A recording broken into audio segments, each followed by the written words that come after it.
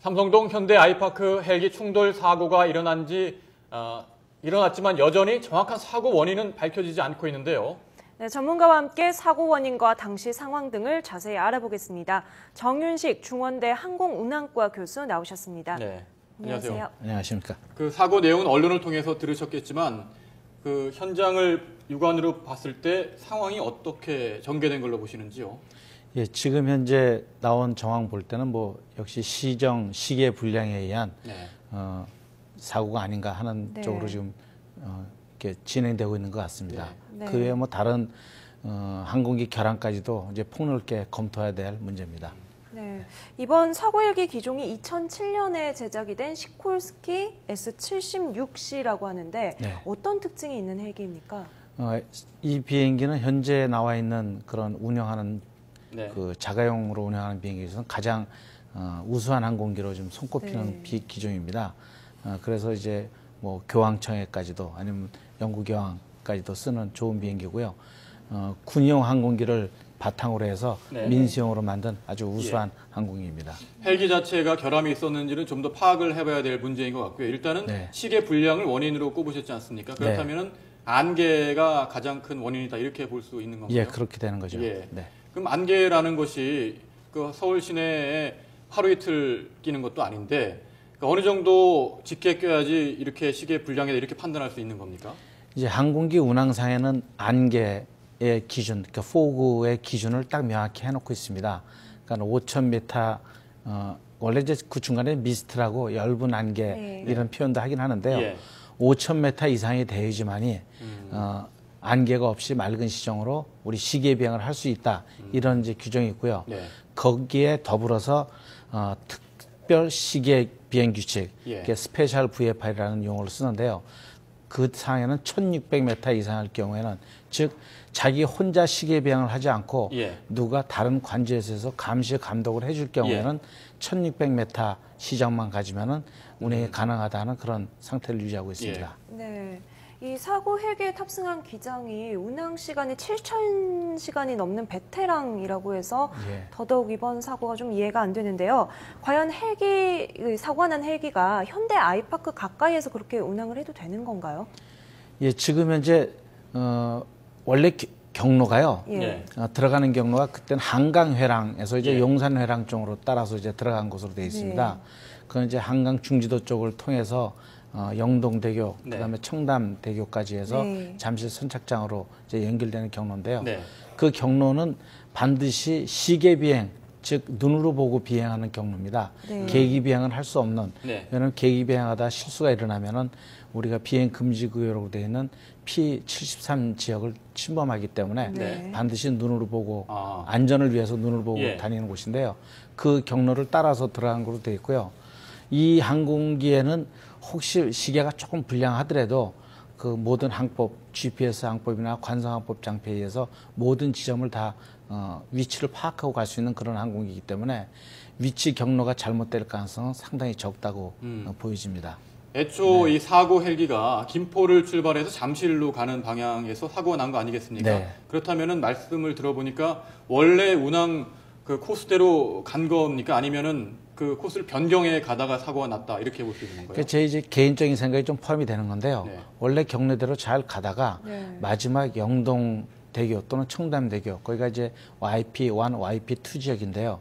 그 지역에서 잠실 착륙장 쪽으로 착륙을 하려다 보니까 도저히 착륙이 불가능할 것으로 판단돼서 아마 남쪽으로 즉 남부 회랑으로 그 변경하기 위해서 남부 회랑은 이제 대치교나 또는 양재교, 양재 인터체인지 쪽으로거든요. CP1, CP3 지역인데, CP2, CP3 지역인데 그쪽으로 선회를 하기 위해서는 반드시 지나가야 할 지점이 그 삼성동 아이파크 상공입니다.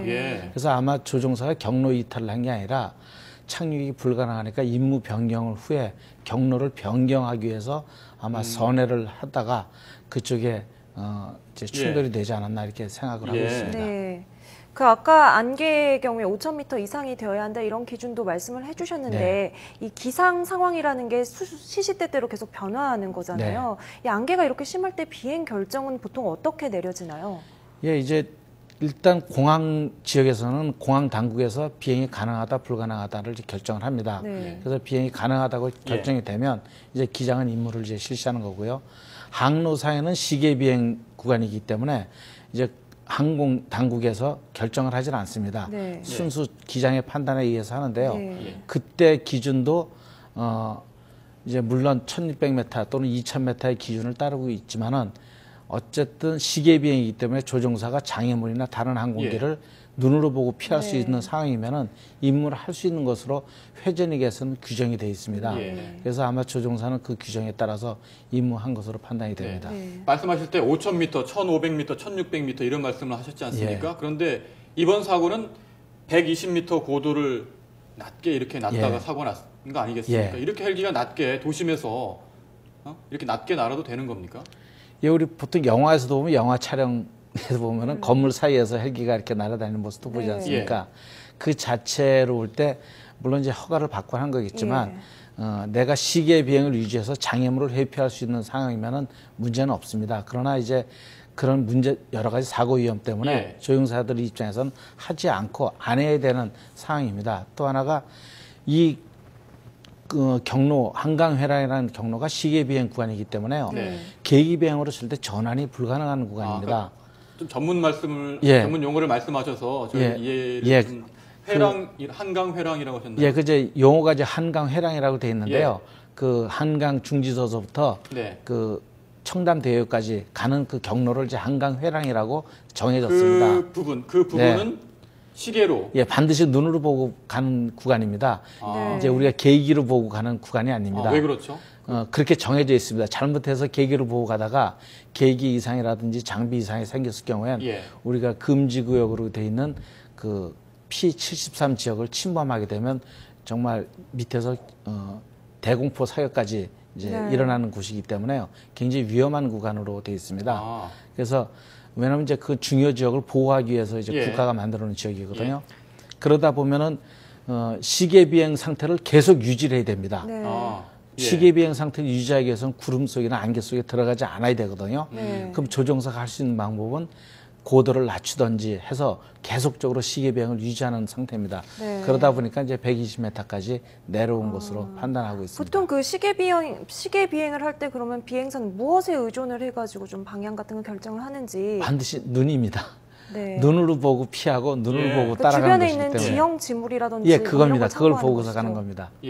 근데 말씀하신 지역이 서울 강남권이 이제 해당하는 겁니까? 말씀하신 한강 한강을 따라서 한강을 따라서 가는 구간입니다. 가는 구간들이 그런 시계 눈으로 직접 확인해서 헬기가 날아야 되는데 보면은 그쪽 지역에 고층 건물도 적지 않게 있고요. 이번에 사고가 난 현대 아이파크 아파트도 마찬가지인데 갑자기 이렇게 높은 지형 지물이 나타나게 되면은 당황할 수도 있고요. 어떻게 대처를 해야 되는 겁니까?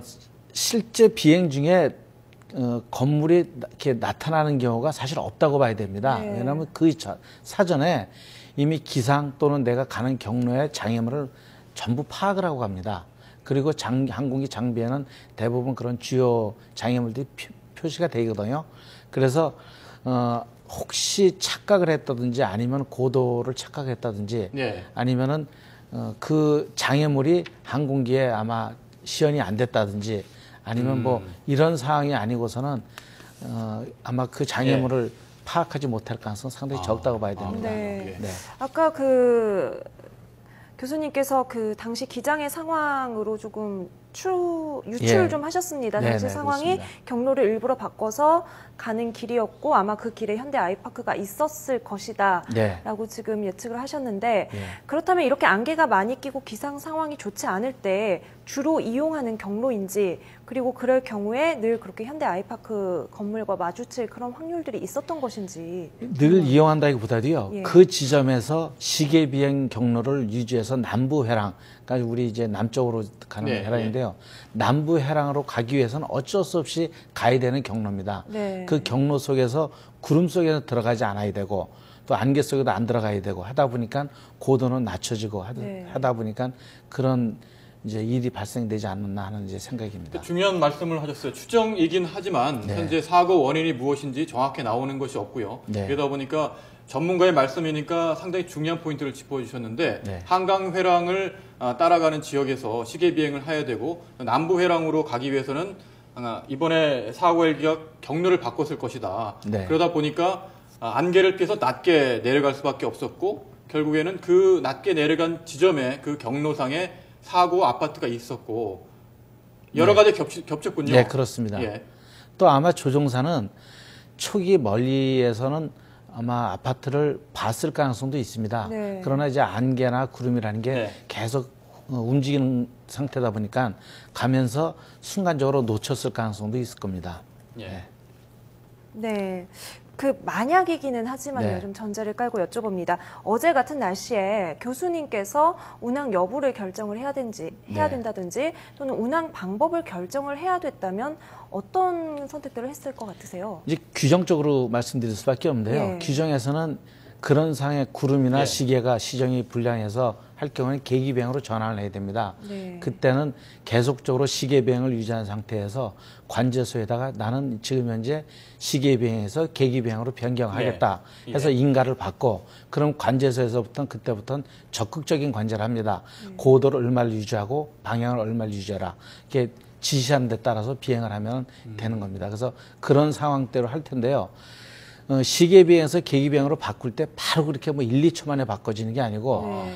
어떨 때는 많은 시간도 소요가 됩니다. 예, 왜냐하면 예. 다른 비행기가 있을 걸 또 관제소는 확인해야 예. 되고 뭐 이런 문제 때문에요. 예.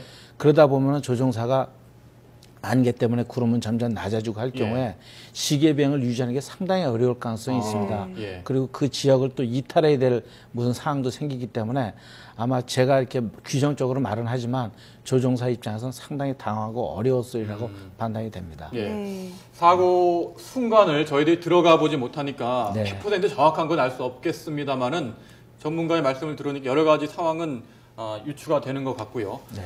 또 조금 전에 헬기가 성능이 굉장히 좋은 헬기라고 말씀하셨는데 네. 만에 하나 정비 불량 같은 그런 문제는 없었을까 이런 생각도 해보는데요. 어떻게 예, 보세요? 만약에 이제 처음에 우리가 나온 경로 변경이 아닌 경로 이탈일 경우엔 네.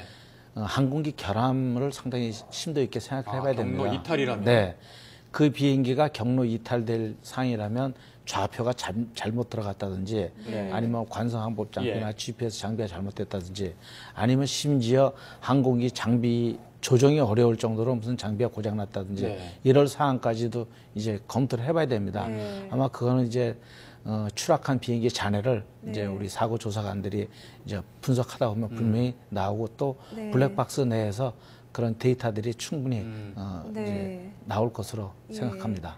그러니까 이제 블랙박스 분석을 통해서 정확한 사고 원인을 지금 찾고자 하고 있는 건데 네. 이 사고 헬기의 블랙박스 안에는 어떤 정보들이 담겨 있는 것인가요? 예, 블랙박스는 뭐 어느 비행기나 거의 유사하게 되지만요. 네. 고도, 속도, 조종사가 사용하고 있는 조정간의 각도, 네. 심지어 엔진 상태, 조종사의 이 조종사 간의 의사 소통, 그다음에 무전 통화 상태, 예. 네. 뭐 이런 것들이 아주 상세하게 다 기록이 되어 있습니다. 예. 근데 그 기록된 데이터들이 전부 디지털 데이터라서 그거를 이제 바꾸는 과정이 좀 상당히 또 시간이 네. 걸리고 있습니다. 그 추가로 질문을 한 가지 더 드리겠습니다. 이번 사고를 계기로 정부에서도 민간 헬기에 대한 대책을 강화하겠다 이런 입장을 밝혔지 않습니까? 네, 네. 이번에 사고 난 LG전자의 경우에도 하루에 한두 번씩은 운항을 했다 이렇게 이야기를 했고요. 예. 그 정도로 서울 도심에서 헬기가 자주 운행이 되고 있는데 네. 민간 헬기에 대한 대책 어떤 것이 강화돼야 된다 이렇게 보시는지요? 예, 그런 문제 때문에 지난번 아시아나 항공 사고 이후에 이제 국가 항공안전위원회를 이제 소집해서 네. 그 대책을 세우고 있습니다. 그런 와중에서도 이제 대책이 나오고 있었는데요. 이제 제 생각에는 이게 자가용 항공기, 자가용 운항이지만 네. 운송용에 준한 자가용 운항입니다. 사실 네. 직원들을 태우고 다니고 하는 거기 때문에 그래서 네. 상업 비행은 하지 않지만 비록 무상에 의한 자가용 운항이지만 운송용에 준한 임무를 하고 있기 때문에 이런 항공기는 운송용 운항의 규정을 적용을 받는 게 좋지 않겠는가 하는 제 생각입니다. 그러다 보면은 아마 근본과 같은 사고는 아예 근본적으로 방지를 할 수 있지 않았나 하는 생각도 듭니다. 앞으로 사고 원인을 밝혀서 대책을 강화해야 될 것 같습니다. 네. 네. 지금까지 정윤식 중원대 항공운항과 교수와 함께 어제 헬기 사고와 관련해서 자세히 알아봤습니다. 교수님 오늘 말씀 감사합니다. 감사합니다.